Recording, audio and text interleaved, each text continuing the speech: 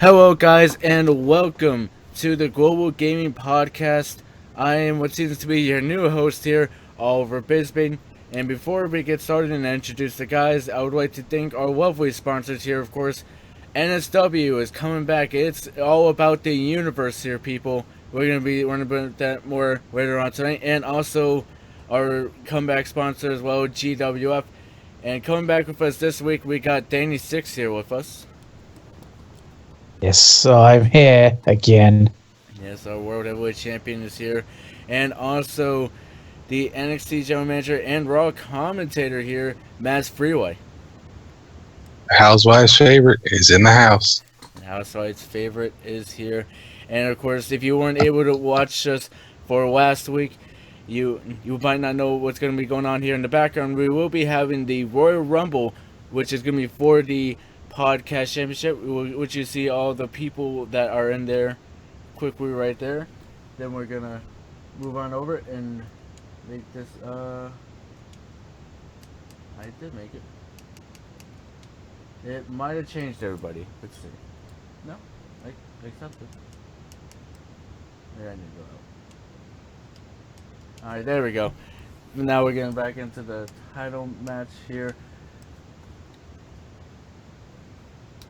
Alright, we're going to get this started.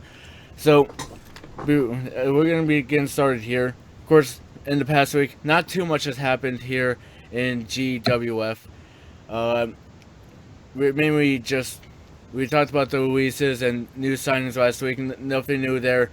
And but of course, guys, do not forget to check out on November 6th will be our first off-season show, which will be a November to Remember.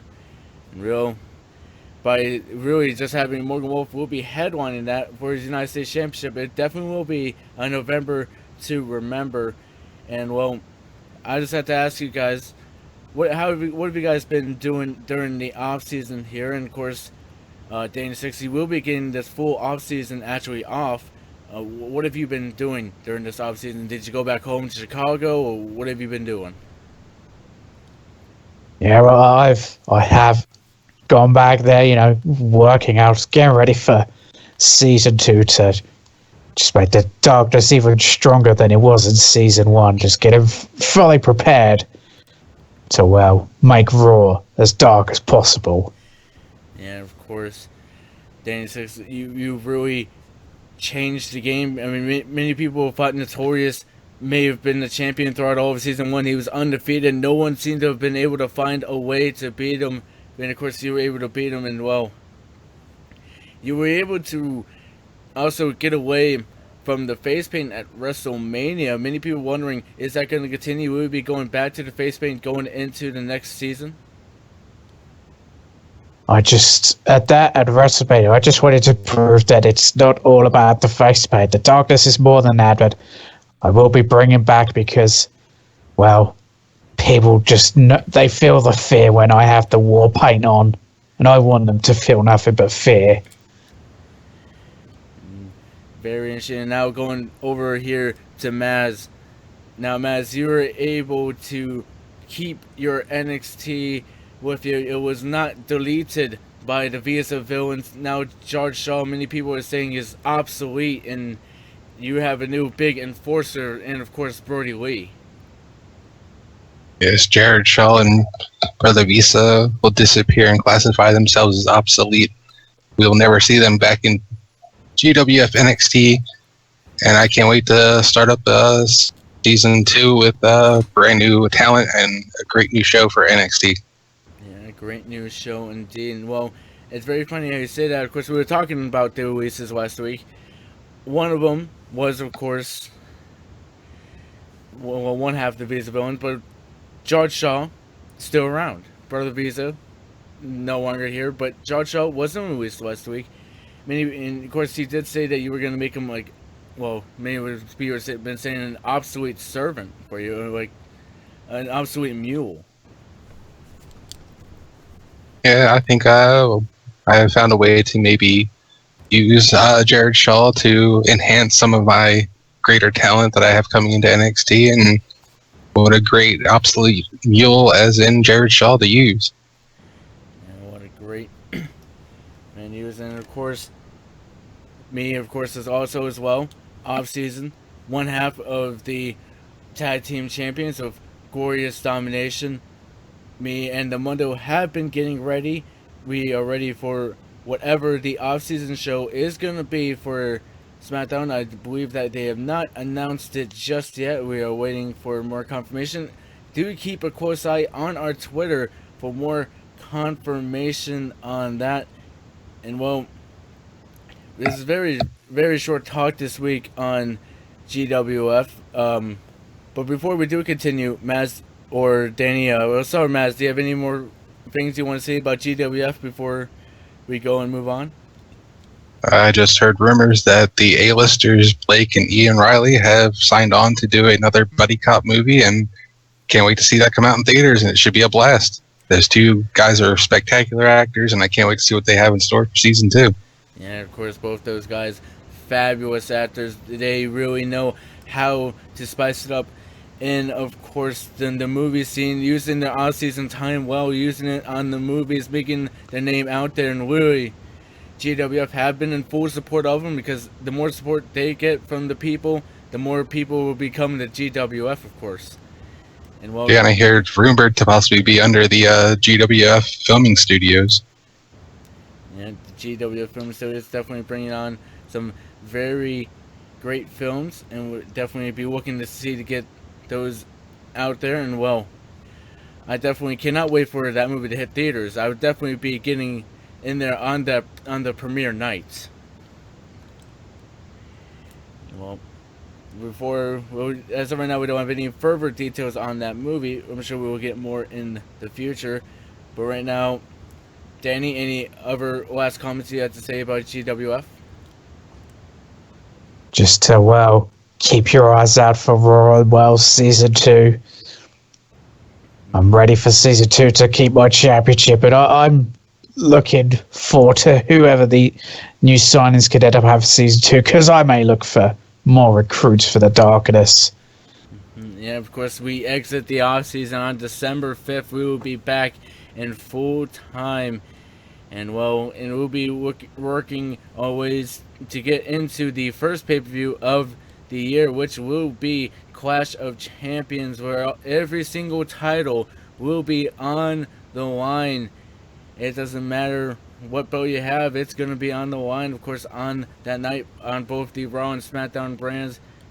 It's definitely going to be interesting who is going to be Danny Six's opponent there on that night.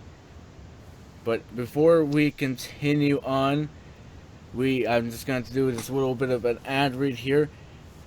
Alright, let's see it. Alright, NSW, guys, it is coming back, and like I said, it is going to be all about the universe. It is all about the people on the NSW network.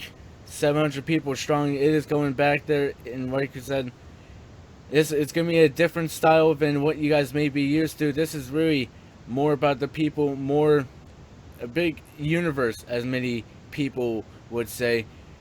But with that being said, we're going to be going on and talking about some stuff outside of the GWF universe here. We're going to be talking, last week, we talked about TNA getting sued, of course, by Billy Corgan.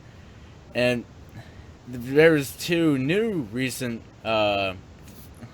lawsuits have been filed against TNA. One of them was, I believe, from a bank, and one about travel, saying they haven't been paying their debts and stuff.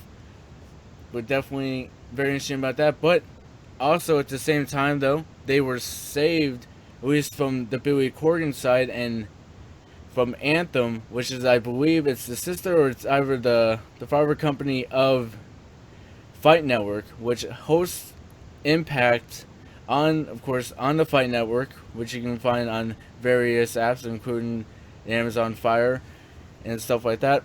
And what they were saying is they helped repay with what was going on with Corgan, and they said they want to make sure that they are growing, because if they're growing, that means Fight Network is growing.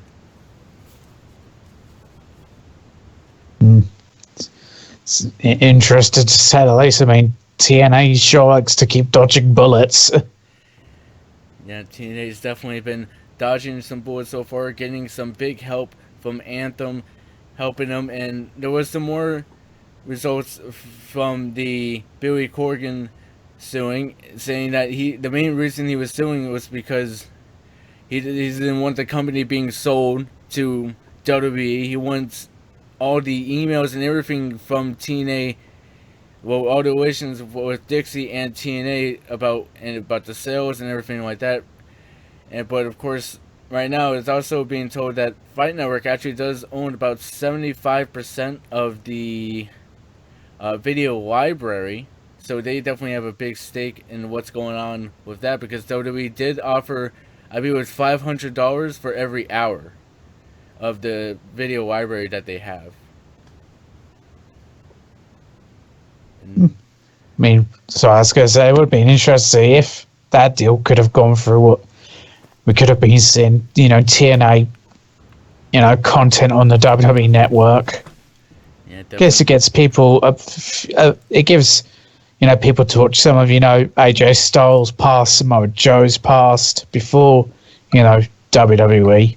Yeah, of course, the Main Event Mafia was a big one. That Sting, another person that has recently been on WWE side, but of course right now retired. I mean, many people are wondering what's going to happen with that. And well, right now during this suit from Billy Corgan, Dixie cannot sell the company until that is done.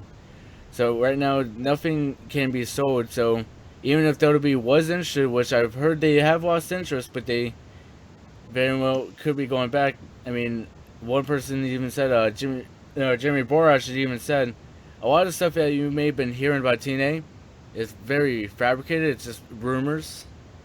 So it's very interesting to see like what was rumors, what wasn't, because Borash has been in there really since like the beginning of TNA. He's been in there for a long time, so if anyone knows what's going on, he's probably one of them. And well, Mazz, you've been very quiet so far about this TNA part. What are your thoughts here about TNA? Of course, being saved yet again, still going through a lot of suings. No, I think they're in a tough spot that I think their best bet would probably be to go bankrupt, sell off what they can, and let Billy Corgan do what he was planning on doing, is rebranding the company and making it new in 2017. Yeah, well, only time will tell what is going to happen. But as of right now, go on. I have a feeling that they're going to lose a lot of people if they don't hurry up and think of something soon, because they're not going to be able to pay top talent like the Hardys to stay there when WWE's already been calling for them to come back. Yeah, WWE has been calling for them to come back. But really, I think right now, probably the number one focus is probably the Hardys, because the Hardys really is like the top thing going right now in wrestling, especially outside of WWE, because it's going into WWE. The Delete chants have been going into WWE, like I mentioned last week. It's just been absolutely crazy how over he has been. I don't think many people thought that they would be hearing back when Matt Hardy first started in WWE, that in 2016 that he would be one of the most over people in wrestling right now. I think that has, it shocked us and a lot of other people, I think. That's end up happening. Yeah, especially coming out of it. A lot of people thought that Jeff Hardy was really the star of the Hardys, but Matt Hardy ending up becoming right now being the most over. TNA seems to be going with Matt, and like I was saying before, the number one thing going for Matt Hardy, I would say, is his brilliant kayfabe. No matter what videos I see him in, I never see a video of him out of character. He's always been broken, and well, it might be like what he said. It's that broken brilliance of Matt Hardy. I always knew back when he first started that he had the brains for the sport, where Jeff Hardy had more of the daredevil aspect, and that's what got Jeff over more with the fans. Is they love to see him take the risks. Matt Hardy never wanted to take those risks, never had to take those risks, because he was so mindful of what he was doing in the ring and what he could do in the ring, that he didn't need to take the risks like Jeff Hardy. But that's why he got over more with the fans, because they loved the pop of him crashing through a ladder or crashing through a table. Mm-hmm.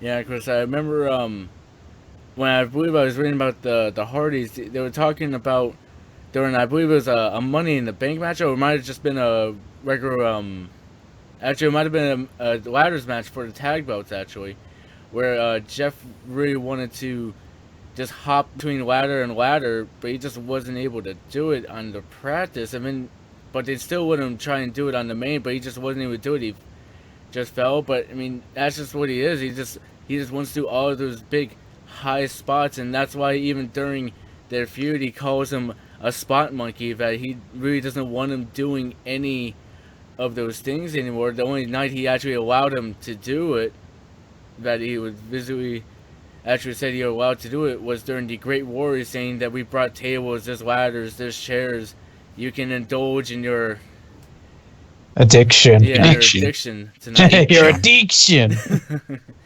Yeah, indulge in it. You gotta have a premonition.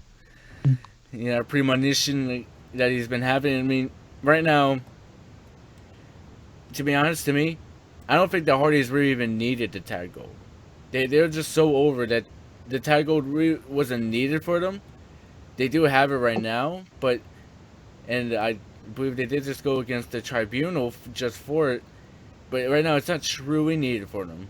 They're just so over right now that it's just crazy how over they are. And how awesome would it be if Vince McMahon would actually let the Day of the New show up to fight in Apocalypto?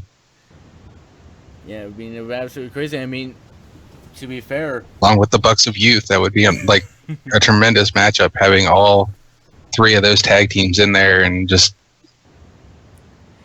it wouldn't hurt WWE by letting them go there. It actually might help them in swaying Matt Hardy to want to come work with them again. Yeah, because I mean, to be fair, the Bucks of Youth, as you just said, that's how Matt Hardy likes to call them, has actually already faced the Hardys, even in their new form. They faced them, and I believe it was like Fight Forever. It was in Chile that they actually went to get against each other. I watched a little bit of the match. It was a pretty good match from what I saw. I mean, those two teams together, they just really meshed very well, and it's just a great match. I mean, the fans were all in it. I just kept hearing like the delete chants. It was just a great match. And I think if the Hardys were to come to WWE, that they should try and work out the deal where if he comes, he gets free reign of his character. Like, let him be who he is. Let him do what he's doing. Because if you hinder it, it's going to turn into crap. It's the same way they did with Bray Wyatt when he first came in. They let him run wild for a little while, and then all of a sudden they just like, no, it's not working, and they pull back the reins, and it destroyed the character. Yeah, because really, that is one of the great things about TNA. They do what people do, what they want to do. I mean, when with the first talk about the final deletion, the great thing about it was the man that wants to take it over, even though he's doing right now, he still wants to take over TNA. Billy Corgan, he was actually the man that said, I want to do this. I want an outside thing. He wants something that's different than wrestling. And many people were thinking, no, that's not going to work. But he was very adamant about getting that out there. And really right now, that is one of the best things going for them right now. But I did see it before, someone was saying, is this going to get oversaturated soon? Because they've had it so many times now. They had the final deletion, the Delete or Decay, the Great War. And it's just within the past couple months, many people were saying they should do it less often. They should make those kind of things very special events, not just every time they have like a title match or just a couple things in a story, like in a few months. Yeah, I can see where that's coming from, but yeah, again, a bit oversaturated.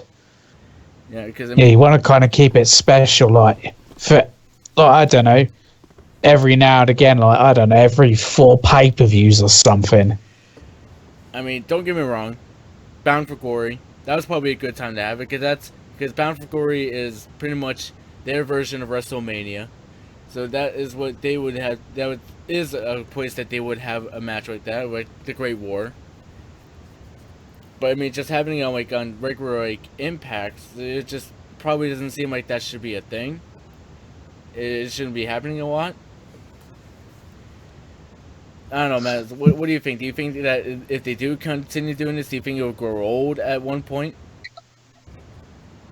Not as long as he keeps reinventing it and changing it up. I mean, so far it's just been like, what was the first one at the compound, and this last one was at the arena in Orlando, and they went all over Universal Studios and that. I think if with this tag team Apocalypto, if it's going to be at their compound, if they can come up with different ways to incorporate ladders and chairs and tables and all sorts of inventive ways to move a match forward, it could be really interesting to see how they work in all the different tag teams making their show ups. It could start off with like them fighting one team, defeating that team, and another team showing up and attacking them, and then starting a new match. There's a lot of like different ways he could do this Apocalypto match where he could have all the tag teams on the outside around the ring. Yeah, it could be like a lumberjack match. Yeah, I mean, there's just so many different ideas that if you think about it, he could make if he can get a bunch of great tag teams together. I've heard even rumors of maybe Edge and Christian possibly making a show up, or maybe the Dudleys might make a show up. I mean, there's a lot of great tag teams. Like right now, the Dudleys are kind of free. I mean, I think Devon just started working with WWE again, but yeah, I definitely think it would be more. Motor City Machine Guns could possibly show up. I mean, there's a lot of ROH tag teams that are great right now. Yeah, definitely very well could be. I mean, I definitely think you'll have those two teams you said before. I definitely think it'll probably be more the Dudleys than Edge and Christian, because I know Edge is currently retired because of medical issues. Is Christian retired for the same reason? I think so, yeah. I think Edge is retired because of neck issues. Yeah. And Christian's retired because of concussions. Or anything. They could just show up and be in the background or something. They don't actually have to be in the match. Just they could be there. That is true. And I mean, they would show their presence. Yeah, there would have to be like a deal worked out, because I think Edge and Christian have like a Legends deal or something with WWE where they've got the Edge and Christian show. Yep, that is very true. They definitely do have that big deal with them. I mean, of course, I imagine that means they can't show up on any national TV like TNA. Yeah, but definitely very interesting to see what's gonna be going on. Of course, I believe this is just character. I don't think Matt Hardy was actually being serious. He actually did say before that he was interested in buying the company, and he said one of his first things that he would do with his Broken Brilliance would be getting rid of the obsolete terms, of course, of TNA. He said he would get rid of, just the acronym, of course, of TNA. So it'll be very interesting if that is not just a character, if that is actually him being interested, if he does actually get some financial backers behind him. But it'd be very interesting to see what would happen with his character if he did buy it, though. And I thought maybe it was a play on the storyline of what Billy Corgan wants to do about rebranding it. Yeah, definitely. I was thinking that this is his way of shifting the attention off of Billy Corgan and onto Matt Hardy, but still in a way circumventing what he wanted to actually do by rebranding it and renaming it. Yeah, I can definitely see what you mean, because, like you said, there has been a lot of talks that WWE was going to buy the video library so they can put it on their network. Been talks that they might want to try and buy some from ROH as well. There has been actually some polls recently by WWE seeing what fans, like, who are they watching, like, who in the indie scenes had they been watching, and many people are starting to speculate. Of course, this is really just all assumption here, just trying to take everything you can, thinking that maybe they're asking those kind of questions because they want to see who they might want to buy, like, their video library, if they have any, of course. One of those people is actually one that's kind of like around me, which is Chikara Pro Wrestling. That's more of a comical bit of wrestling group, but there's still a wrestling group that people do enjoy. I mean, that might be something that WWE might be interested in. They might put in deals with some indie people to get them on the WWE network, and it will work both ways with the company. It would work good for the company because they'll get exposure from WWE network, and it'd be good for WWE network because people might buy into the network so they can watch all the indie shows as well. Well, my biggest problem with the network, which I've had since its inception, has been the fact that it's very choppy when I go to watch it. It tends to never want to play fully through. It'll stop during exciting parts of the matches and then speed up to mindless, pointless parts of it. Or when they're going for a 3 count, I'll miss the whole entire 3 count, and next thing you know, I see who the winner is. That is very annoying to me. Now, and the fact that when you go on to watch their shows, they're always repeating all the new stuff. They need to start doing it where they show during the morning hours, show old wrestling, show old 80s wrestling, show stuff from ECW, run it like you're running a full-time series. Show from episode 1 to episode 120, whatever it was. Run it in a segment. Yeah. So you have like at 10 o'clock, you have ECW. 11 o'clock, after that hour of ECW TV, you'll have an hour of WCW, and it plays Monday through Friday. So you can watch episodes 1, 2, 3, 4, and 5, and then the next week it continues on. Stop re-showing Legends House. Stop re-showing that stuff. It's getting annoying. It's to the point where I don't even watch it unless it's a pay-per-view or NXT. Now, me personally, I never watch the what they're playing on the WWE network. I always choose to watch when I want to watch it. I always go say I need to catch up on NXT because I'm falling behind, which I currently actually am. I need to get more caught up on that. I'm still not to where they are with Sanity. I'm still seeing the promos, but I haven't actually seen them come out yet. But what I actually do like about the WWE Network, and this is when you go back and watch it, this isn't during what they're showing. When I go in, I notice there's these little bubbles. Now I notice say YouTube, that's usually for ads or something. And there, I'm actually noticing I'm just hovering over them. It actually tells you this is the start of this match, and then the next bubble after that would be the ending of this match. So if you just want to quickly go through what happened, you can really just go right in and just click on the bubble. I just want to go to the start of this match. The only thing that they don't do is with promos. They don't do it with, and it's and I think, and sure, it might be getting overloaded with those bubbles in there that you can click, but I think it would be a nice addition because some people might really enjoy the ring promos that go on and stuff like that. That would be helpful to have that sort of stuff on there. Now I can see where Matt's coming from with the whole what is it putting on the whole ECW having stuff on early on and run it like an actual TV station would. Yeah, I see where he's and you could do where Raw starts and then go through up until you hit into the 90s, and as you're building to that point of that era, do promos on your show to say, hey, tomorrow at 5 o'clock, make sure you tune in for Monday Night Raw episode blah blah blah. It's from 1997 where so-and-so fought so-and-so. See Mick Foley win the title again. Stuff like that, promoting for people to show up at certain times to watch episodes, not turn on your network and, they're showing the Royal Rumble, which was just on yesterday. They're showing it for the 15th time again.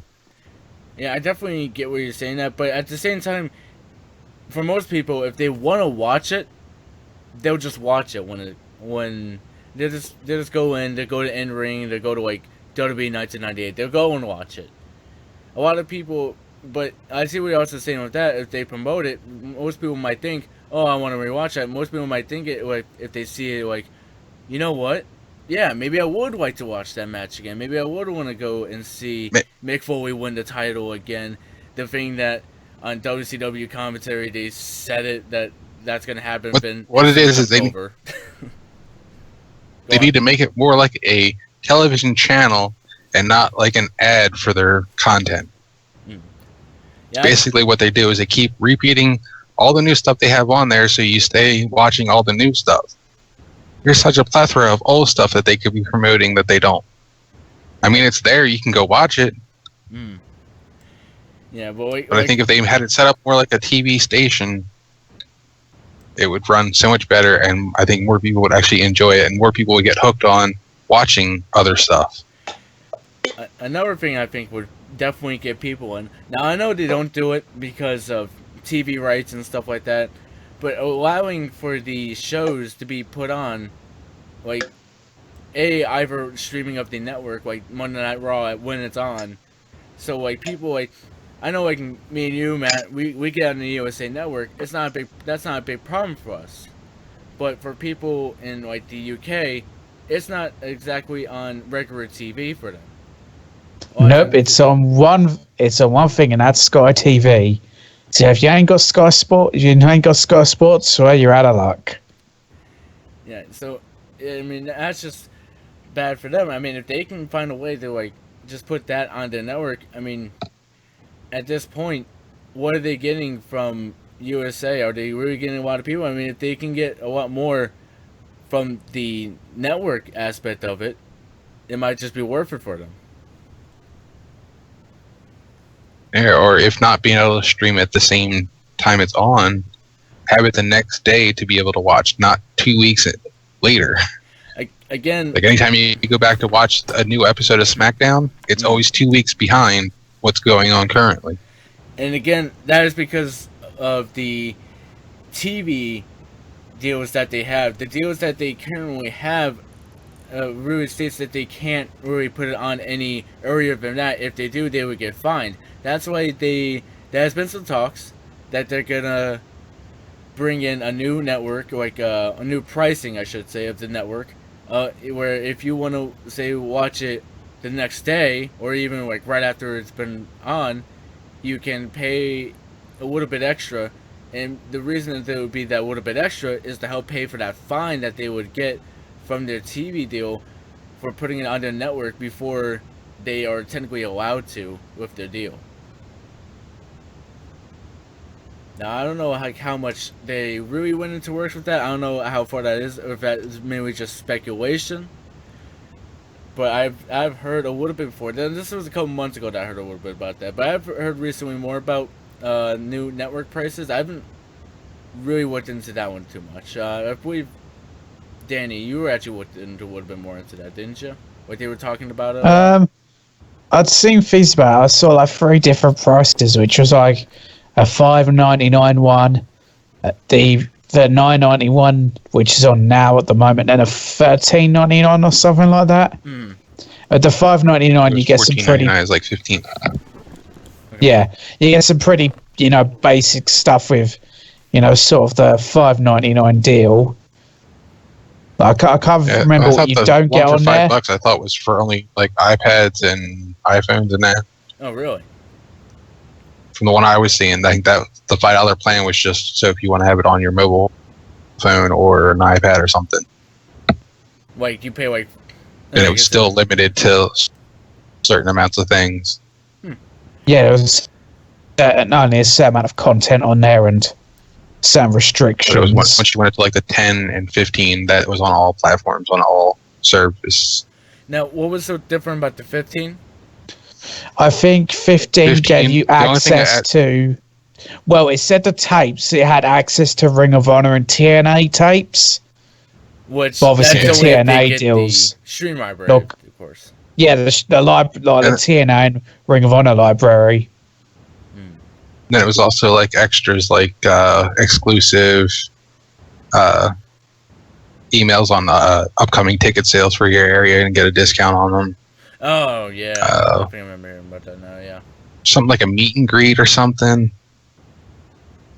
I know there was a couple of things in a VIP package that was part of the $15. No, that's not too bad then. It's not horrible.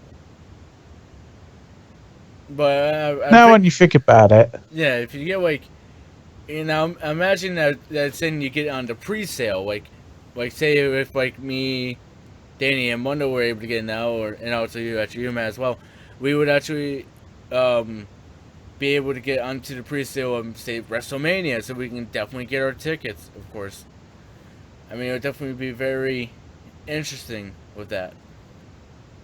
Hey. But well, only time will tell what is actually fully going to go on with that. If those prices will be able to stand, of course, like I said, as of right now, during this lawsuit that is set against them by Billy Corgan, they cannot sell anything, including the video library right now, to WWE. So, Isn't the state going after him too for back taxes? yeah, there's like 5 suits happening on TNA right now. It was Billy. It was the state for taxes, which was Tennessee, which was going after him. There was a travel was going after them, and a bank was going after them because the bank gave them money to help them pay for something, and they said that they will actually pay him, and TNA said they will pay him back. This was like 2015 happened, and they said they will pay him back in like monthly installments. I guess they've fallen behind on those monthly installments, so they're suing them now. They're like halfway through it, what they had to pay back. It was like 400. I don't know if it was million or thousand. It's one or the other. I know it was a very big number though.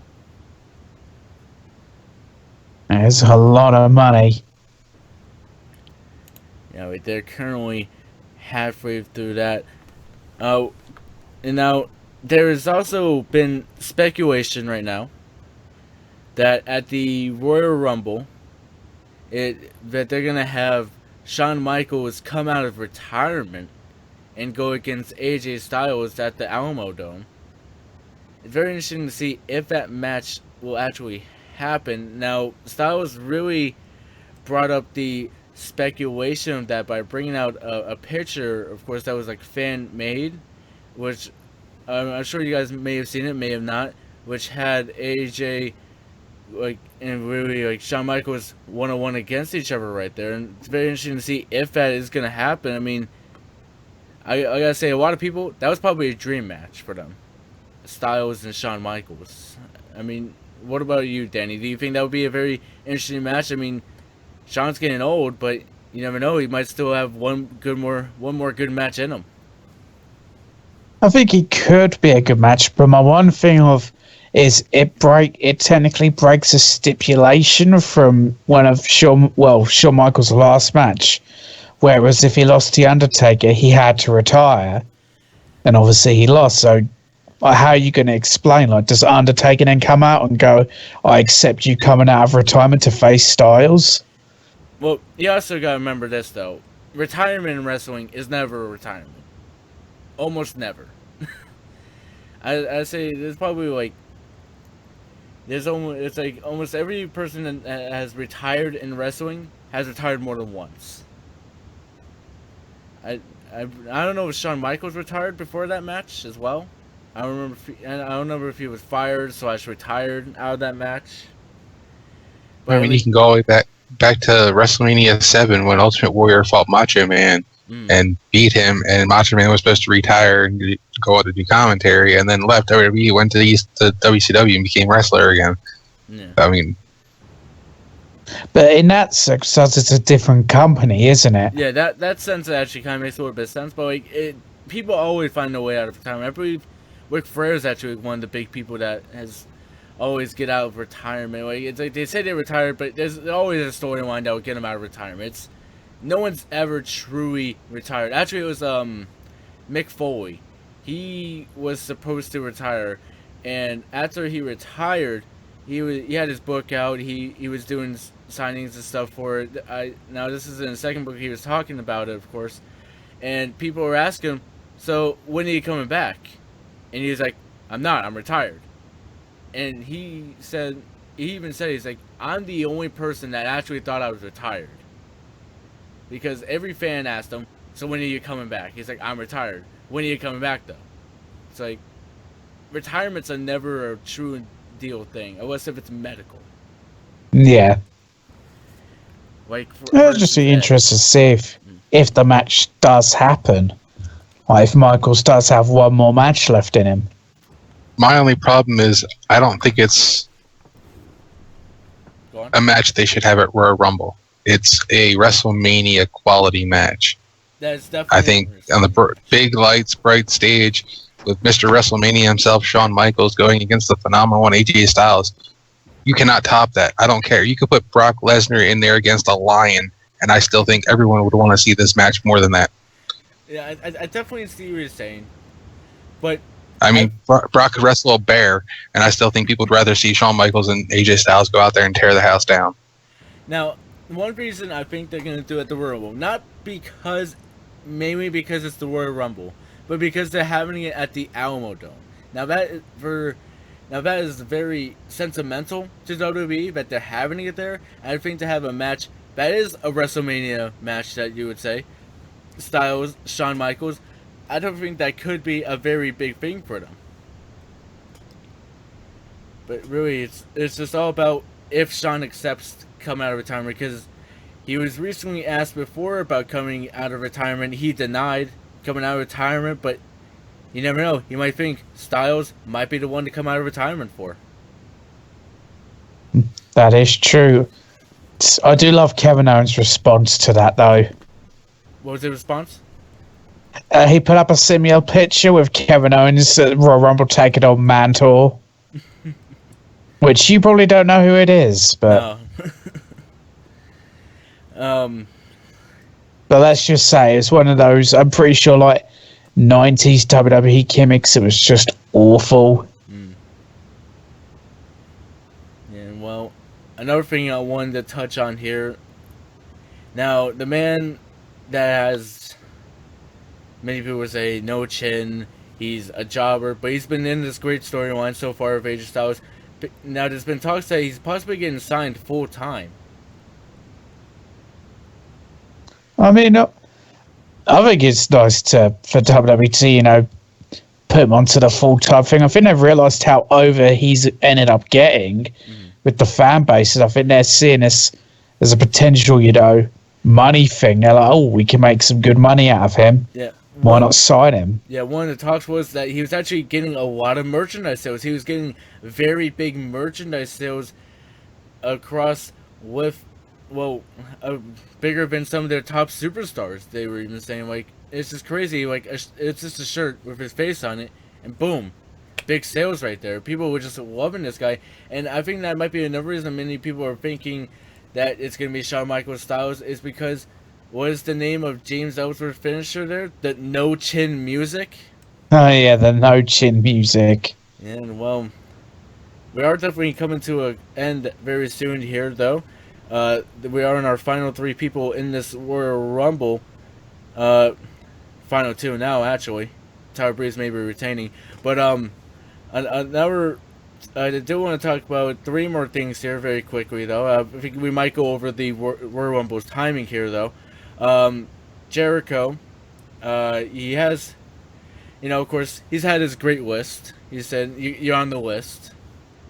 He actually, on Instagram, I don't know if any of you guys watch The Walking Dead at all. No, I don't. I used to. I haven't been keeping up on it. Well, we'll be showing this here, and there will be a little bit of a spoiler on what happened yesterday. So if you do not want to hear it, I would skip a few minutes into this. But so he released a picture of this. No, wrong one. Sorry, there it is. Everybody wants to know what happens when you make the list of Jericho. Well, now you know. Negacho, because it's playing off of Negan, which is happening here in, of course, The Walking Dead. Of course, this was the cliffhanger that stopped with The Walking Dead, and then they came back yesterday night, and again, this is the big spoiler alert, eventually killing Glenn and Abraham in this episode. And my dad has actually said that was probably the most goriest thing he's ever seen on TV, was really just the killings that happened on that show and just how great he was. But just saying, that's what happens when you make the list of Jericho there. You get battered to death with a barbed wire baseball bat. Yeah. And well, I might turn off this picture and someone might be the winner. It might be Tyler Cass, who knows. Cass won. Well, guys, we do got a new podcast champion. We'll quickly go to the picture. It was just up. Jericho is actually releasing a 4th book. Mind you, I am a great fan of Chris Jericho and his books. I love all of his books so far. He's released 3 so far, all of them very great books. I recommend you reading them. They've been absolutely fantastic. And then, of course, he's got this one. Now, I was reading a little bit on the premise of this. This is more of like an inspirational kind of book, talking about like how to succeed in life and stuff like that. So it's definitely very interesting to see how Jericho is going to be writing about that one. Have you guys ever read any of Jericho's books? I haven't, but it's one of those things. It could be, interesting thing to, read. The whole inspirational things. Mm-hmm. See what you could take from a book like this. Yeah, definitely very interesting because, I mean, just the other day, 26 years, Chris Jericho has been wrestling as Chris Jericho. Of course, he was the cowboy Chris Jericho going against Lance Storm. I don't remember where, but it was in Canada. It might have been Alberta, Canada. I don't remember where. But it was just posted just the other day. And like I said, we will be going a little bit over on our time here, as Big Cass was able to topple Tyler Breeze for the championship here. But we're going to continue on. Now, there's been talks very recently, actually, by the Twitter of WWE. I'll actually put up the tweet here. WWE is saying the Maurice plots away ringside, but could her future be brighter without The Miz by her side? Definitely trying to really get hints at saying there might be a separation between them. We might be seeing Maurice going back inside the ring. Definitely very interesting to see what's going to be going on with that. Well, their women's division needs a bit of fire in it. I mean, what they're doing with Paige is kind of getting ridiculous. Mm-hmm. So I think they need to find some more talent to bring in. Yeah, well, of course, the one problem with Paige is she's trying to get out. It's very blatant. She wants to get out. She wants to be with Del Rio, of course. I mean, 24, 39, whatever. If that's what they want to do, that's what they want to do. I'm all for it.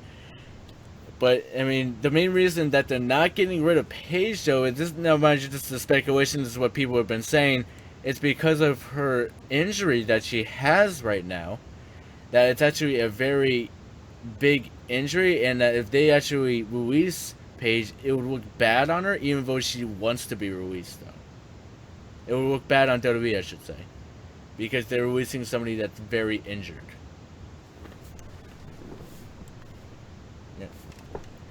Well, Well, it's a very interesting thing to see what happens. I mean, I could see things go well if Maurice is then put into the women's division on Raw.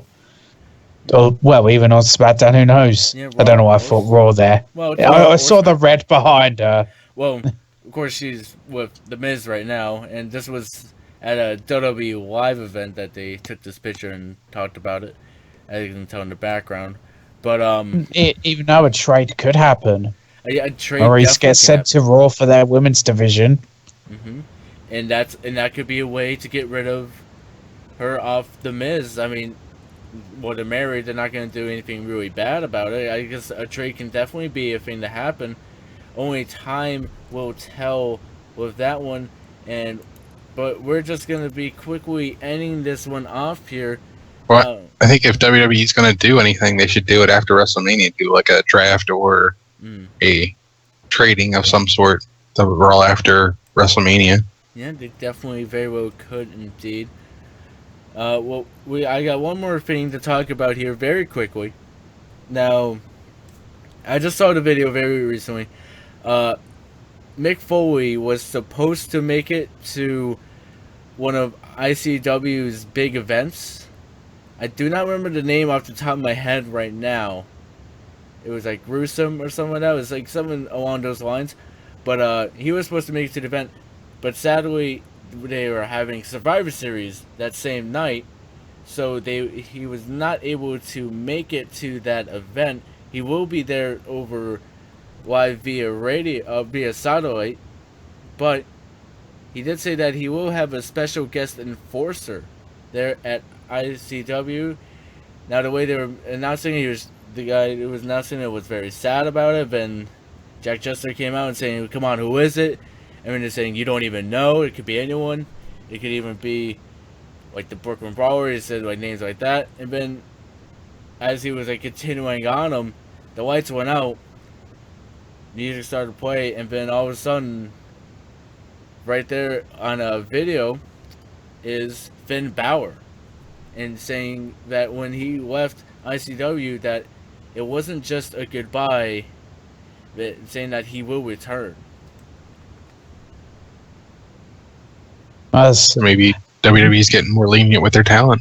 Yeah, it definitely seems to I be guess so. I mean, if you look at NXT, they're very lenient with the talent because you look at like Ciampa and Gargano being with NXT, it's still fighting on the independent scene whilst going with that. So I think it's not the first time like a main roster guy's gone elsewhere, even while still being signed. Balor going to ICW. I mean, I would look back during when CM Punk won a title and left.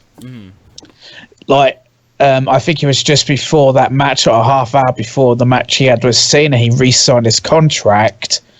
Obviously, in kayfabe storyline, he took the title and left, but then he turned up in Ring of Honor. Yeah, it's definitely... He didn't have a match or anything, he was just there.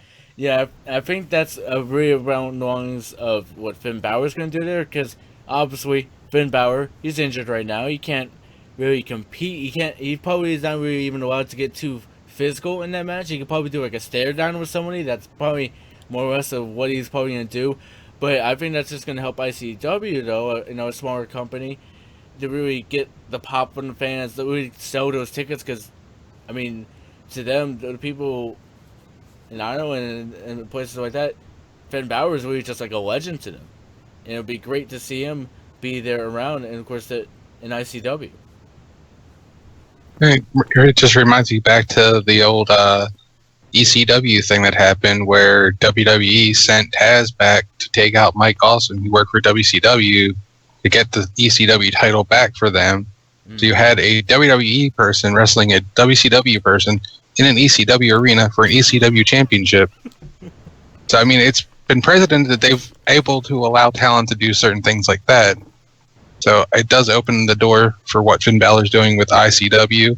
And it does also open the possibility that New Day could eventually be in Apocalypto as a part of TNA if they worked out a deal with Matt Hardy and TNA. Yeah, I mean, there's always a possibility. There's nothing ever set in stone. No, nothing is ever set in stone. The only thing about that is I don't think they would ever do it with TNA per se, because they have a very hard time mentioning TNA. They've only started mentioning them very recently because of AJ Styles being there 11 years. It's hard not to mention what he's been doing there. But they don't like to mention him a lot is because in their eyes, they're kind of competition. Even though they're not pulling anywhere near the same ratings as they're also still on national television in the United States, though. No, the only reason why they don't mention TNA is because Vince McMahon doesn't watch any other thing other than WWE. He doesn't watch any other wrestling. He doesn't even know TNA exists. He probably doesn't even know RHO exists because he doesn't watch anything. He only watches WWE. I mean, it's been said multiple times that that's why when he brings in people that have made their name as like Big Van Vader, that's why he never got the push, because it wasn't a Vince McMahon made character. It was somebody else's character. He had no idea where this character came from, how this character existed, never found out why, and then just put him in there. I mean, it's the same thing with AJ Styles. That's why there was so much skepticism on what would happen when he came to WWE, and it's why Sting never wanted to come, because he always knew that he would never have control of his character. Vince would always have carte blanche to make any kind of decisions he wanted to, and he doesn't like other people's made-up characters. He likes to make his own characters. That's why when most people come in there, take Hideo Itami. Had a great name before he came in there. Now they gave him, I hurt my tummy, and he's always hurt. Yeah, it's definitely. I'm very sad for Hideo. Injured again. As I've been hearing, it says he just cannot catch a break with injuries right now. It's very sad. I mean, that's why it's hard for people like Jay Lethal to come there because they built such a name for themselves as Jay Lethal that to come to WWE and have them rebrand them would just kill all momentum that they've already built. No. That's why I'm glad that they've actually started sticking to that, where like Samoa Joe, who thought that Samoa Joe would actually ever come in WWE and be named Samoa Joe? I always thought if he came in there, they would rename him to something else, give him a whole new look. But no, they're actually progressing to the point where I think more or less Vince is on his way out, and that Triple H is the head leader of the shows. Yeah, I mean, and that's what they need. They need people that know the business. That's why I'm glad that they hired Devon. I think Devon's going to help tremendously. I think even Bubba Ray would be a great add-on if when he finally does really decide to retire. Because there's speculation that he's coming back as Bully Ray at Royal Rumble. Yep, I've been hearing a little bit about that. Because he sent out a tweet saying something about the Alamo or something. So, I mean, they can get talent like that actually knows the business, has been in it, knows the storylines, knows how to progress the storylines, and have them work with the writers. You could actually put on a decent show, and it would feel like a wrestling show because you would have wrestlers dictating what's going on with writers. It's not just saying, okay, we got all these great writers in a room. They know dick about wrestling, but we're going to let them write our show. Yeah, it makes no sense. Very interesting for someone like, say, AJ Styles, when he ever retires, if he would stick with WWE and actually help them in the writing room. I mean, it would definitely be great to have someone that's like that, someone that's really definitely built themselves in the independent scene, someone that's been very around for a long time in the wrestling business, that wasn't really just there, that was also in the independent scene. I mean, even someone like Chris Jericho, if he was to try and stay back there full time, be with the writers, 26 years of experience, he can't be wrong. Yeah, and I mean, granted, not all of them have the wrestling knowledge. So, yes, not all of them could become creative partners and writing shows and producing stuff like that.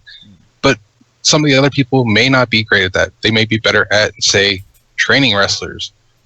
I mean, I've noticed that they've started doing that more and more, is bringing, like, they had Billy Gunn there for a while until he got released. Matt Bloom's been doing pretty good down there in NXT. I mean, using wrestlers as trainers is a better way of training people. Oh yeah, yeah. People that know what they're doing. There for a little bit, he was teaching, and now he's going back into wrestling full time. Yeah, and that's why I think when they release people, they should actually stay in contact with a lot of these people to bring them back to do special appearances or help in creating new talent. I mean, that's why, like, Dusty Rhodes was one of the greatest and brilliant minds in wrestling. Oh, yeah. He was able to come up with so many brilliant ideas and stories that just watching his work is enough to learn you for centuries. Oh, yeah. Well, we've already been well over our time. This Royal Rumble, of course, our new champion, Big Cass, doing very well here, toppling Tyler Breeze, our former champion, there right at the end. But with all of that being said, though, this is going to be the end of the third podcast here. And, well, I just wanted to have you guys say goodbye. Danny, say goodbye to the fans. Oh, goodbye. Mazz, say goodbye to the fans. See you next time, fans. Yeah, well, guys, it was very great to have you guys here. You guys have been very great, informative. It's just definitely a very long podcast here tonight. And well, as I've been saying, this podcast cannot be done without our sponsors, of course, NSW, where we talked about they are for the universe. They are back and in charge now. And like I said, they're here for you guys. They're here for the universe.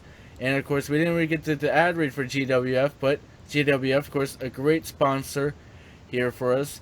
And that will be returning full-time December 5th, but we will be having our first off-season show not too long. It'll be right around the corner, of course, November 6th. November to remember. But with all that being said, I'm, of course, the host right now of the Global Gaming Podcast, Oliver Bisping, and I will see you guys next week.